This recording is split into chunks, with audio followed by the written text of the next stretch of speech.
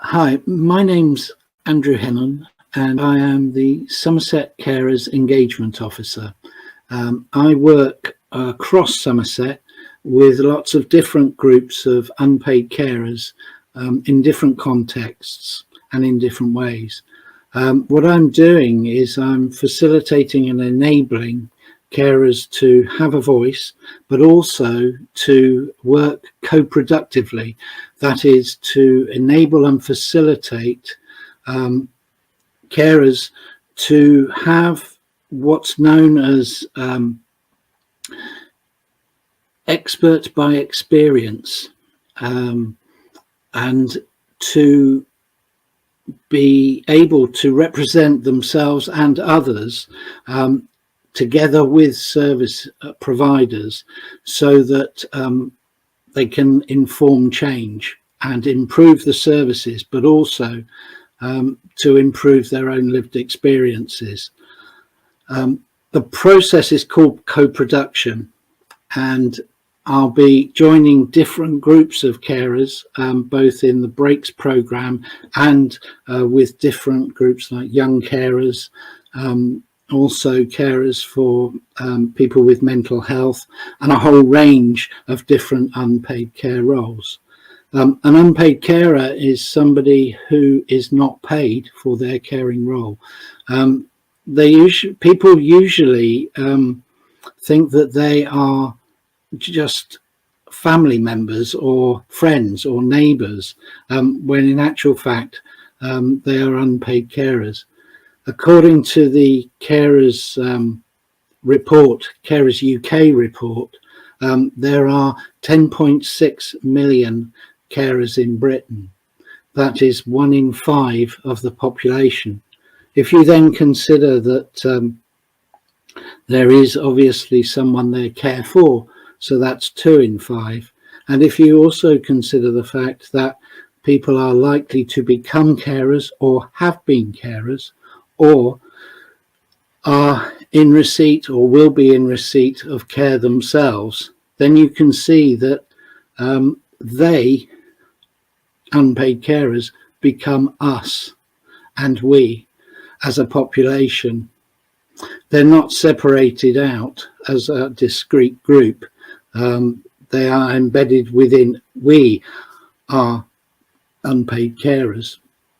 And that contribution has a different range of values and principles attached. One is the love and care value that we have in our daily lives and our lived experience.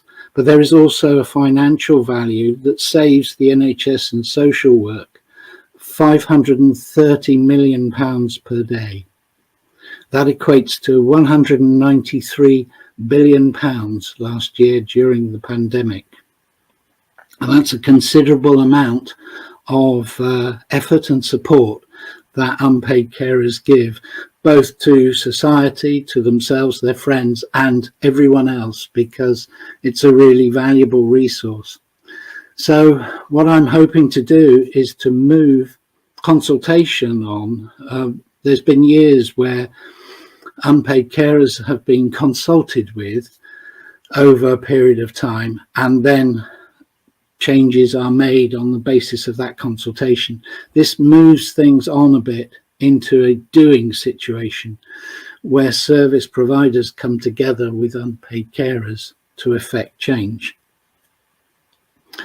Now, there are also 800,000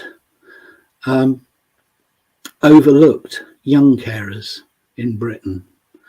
That equates to approximately between 24 and 50 young carers per school. So in Somerset, we're looking at around 3,000 young carers in different roles. And the expectations are quite high on young carers. They also fall behind with schoolwork because of their caring roles. And so what I'm hoping to do is also facilitate young carers to have a voice and to play a role in the decision-making processes that affect their lives. So that's another group of unpaid carers I'll be working with. This process of co-production includes finding people who are willing to come forward as experts of experience. In other words, their lived experiences are so valuable. They are unique, specific and individual, and each carer has their own lived experiences and can offer that experience out to others. And it's a really valuable resource for both services, but also for the carers themselves as a community to learn from. And so with the pressures on the NHS and the social care services coming together at a time where they're coming together to include the value that unpaid carers bring to that is absolutely immense. And what we're looking for is people who are willing and able to contribute. And what will happen is some leaders will come forward from the unpaid care sector, but also I'm hoping that they will bring others with them, those that are not as articulate, perhaps those who are more disenfranchised or more unable to connect with the services that are there to provide support. So it's quite a big and challenging role, but I'm looking forward to getting out and about, meeting groups. I hope to engage with the Carers Breaks programme with Kath Holloway and her work, also with Caroline Mead and her work of arranging different workshops with different carers, together with the Parent Carers Network, also the dementia and neuro rehabilitation groups that are involved with Alzheimer's and older people's challenges in their lives, and to find those individuals who might be able to come forward, or groups to form self-care and self-help groups, so that we can really make a difference to people's lives. The demographic change that we are all facing, it's now probably 10 years now where people should be familiar with the story that there are more people over 50 than there are under 25. And that's a very large amount of people over 50. So it is a changing and aging population. And as things move ahead in 20 years or so, the pension situations become more challenging, and our issues around health and well-being also become more difficult.